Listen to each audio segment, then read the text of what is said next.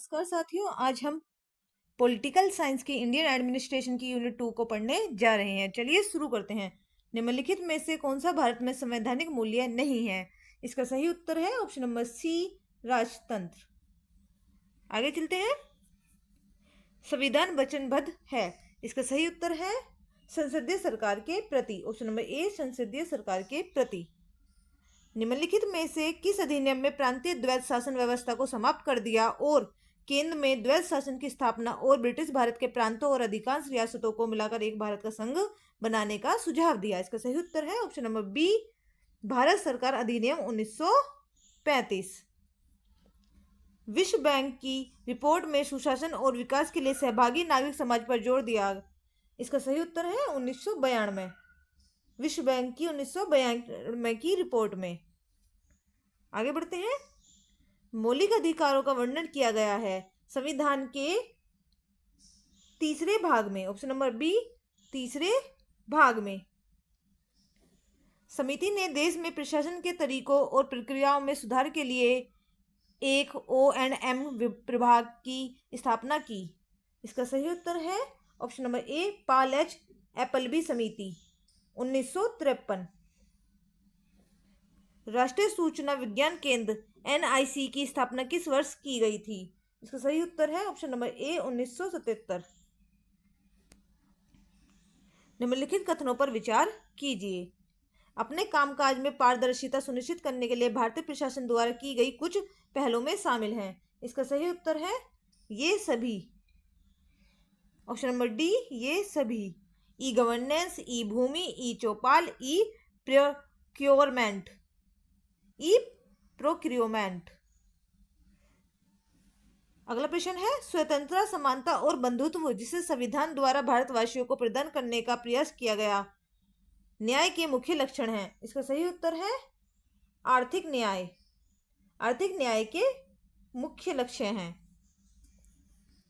भारत में न्यायपालिका है। इसका सही उत्तर है ऑप्शन नंबर बी, स्वतंत्र। आगे चलते हैं। निम्नलिखित कथनों पर विचार कीजिए। यहाँ पर आपको दो सूची दी गई है, आपको इन्हें मिलाना है।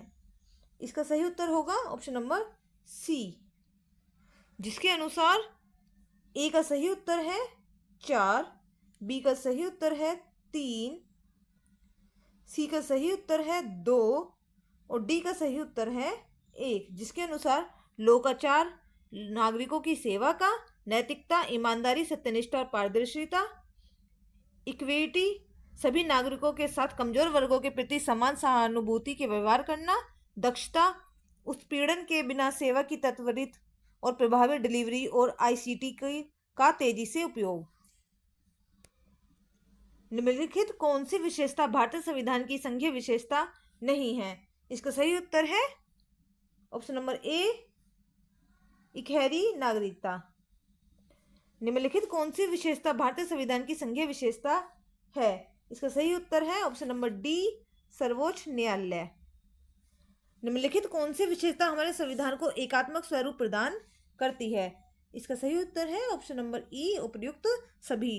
केंद्र की आपातकालीन शक्ति, अवशिष्ट शक्ति केंद्रीय संसद के साथ, राज्य में राष्ट्रपति शासन लागू होना, राज्य सरकारों को निर्देश देने की केंद्र सरकार की शक्ति, ये सभी एकात्मक स्वरूप प्रदान करती हैं। आगे बढ़ते हैं।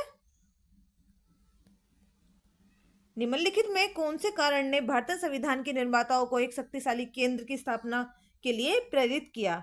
इसका सही उत्तर है ऑप्शन नंबर डी, संपूर्ण देश के समान रूप से विकास और प्रगति ने। प्रश्न नंबर 16, सूची 1 को सूची 2 से सुमेलित कीजिए और इन सूचियों के नीचे दिए गए कूट का उपयोग करके सही उत्तर का चयन कीजिए। इसके अनुसार इसका सही उत्तर होगा ऑप्शन नंबर ए, जिसके अनुसार ए का सही उत्तर होगा 2, बी का सही उत्तर होगा 1, सी का सही उत्तर होगा 4, डी का सही उत्तर होगा 3। इसे आप ध्यान से पढ़ लीजिएगा। आगे बढ़ते हैं। इनमें से कौन सी भारत में स्टाफिंग एजेंसी नहीं है? इसका सही उत्तर है ऑप्शन नंबर बी, आर्थिक कार्य विभाग। निम्नलिखित में से कौन सा व्यवस्थित प्रशिक्षण चक्र का एक चरण नहीं है? इसका सही उत्तर है ऑप्शन नंबर डी, एक एक के आधार पर कार्य निर्देश। निम्नलिखित किस शब्द समूह का प्रस्तावना 42वें संविधान संशोधन द्वारा जोड़ा गया है? इसका सही उत्तर है ऑप्शन नंबर बी, समाजवादी, धर्मनिरपेक्षता तथा राष्ट्र की अखंडता। निम्नलिखित में से किस प्रधानमंत्री ने न्यूनतम सरकार और अधिकतम शासन का मंत्र देकर ऐसी व्यवस्था बनाई जहां प्रशासन और सुशासन अनावश्यक हस्तक्षेप के बिना चलाया जाता है?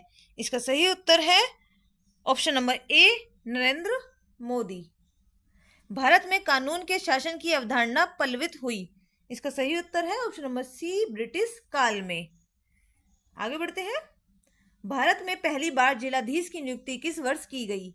इसका सही उत्तर है ऑप्शन नंबर ए, 1772 में। ऑप्शन नंबर ए, 1772 में लोक सेवाओं का पद सोपानात्मक रूप सामने आया। इसका सही उत्तर है ऑप्शन नंबर ए, ब्रिटिश काल में। भारतीय लोक सेवाओं में ब्रिटिश परंपराओं से प्राप्त है। इसका सही उत्तर है सेवा काल की सुरक्षा। ऑप्शन नंबर ए, सेवा काल की सुरक्षा। राजनीति प्रशासन संस्कृति है। इसका सही उत्तर है ऑप्शन नंबर ए, आधुनिक अवधारणा। राजनीतिक संस्कृति किसी भी राजनीतिक प्रणाली के सदस्यों में राजनीति के प्रति पाए जाने वाले अभिमुखन और अभिवृत्तियों का स्वरूप है। यह कथन है। इसका सही उत्तर है option number D, Macaulay. Option number D, Macaulay का। आगे बढ़ते हैं। लोकतांत्रिक व्यवस्था में शासक और शासितों के प्रति पारस्परिक संबंधों का पता चलता है। इसका सही उत्तर है ऑप्शन नंबर ए, आनुभाविक आस्था और विश्वास से। कानूनी व्यवस्था के पक्षधर हैं। इसका सही उत्तर है ऑप्शन नंबर सी, मूल्य अभिरुचियां। ऑप्शन नंबर सी, मूल्य अभिरुचियां। भारत का संविधान विधायी और कार्यकारी कार्यों के संबंध में केंद्र और राज्य सरकार के बीच शक्तियों को विभाजित करता है। यह विभाजन संविधान की किस अनुसूची में दिया गया है? इसका सही उत्तर है ऑप्शन नंबर बी, 7वीं अनुसूची। भारतीय संविधान द्वारा घोषित मूल्य है। इसका सही उत्तर है ऑप्शन नंबर डी, ये सभी। धर्मनिरपेक्षता, समाजवाद, स्वतंत्रता। आगे बढ़ते हैं। संवैधानिक मूल्यों के संबंध में निम्नलिखित कथनों पर विचार कीजिए। इसमें आपको बताना है कि कौन कौन से कथन सही हैं। इसका सही उत्तर है ऑप्शन नंबर सी, 1 और 3। संवैधानिक शक्ति का स्रोत भारतीय जनता है। संविधान निर्माताओं ने संसदीय सरकार को श्रेष्ठ माना है। अगला प्रश्न है, मौलिक अधिकारों के संबंध में निम्नलिखित कथनों में कौन सा कथन असत्य है? इन प्रश्नों को ध्यान से पढ़े। देखिए यहाँ पर लिखा है असत्य है, तो आपको बताना है कौन सा कथन असत्य है। इसका सही उत्तर है ऑप्शन नंबर ए, ये अधिकार संविधान के दूसरे भाग में प्रदान किए गए हैं। आगे बढ़ते हैं। सुशासन का संबंध नहीं है। इसका सही उत्तर है ऑप्शन नंबर सी, भाई भतीजावाद से।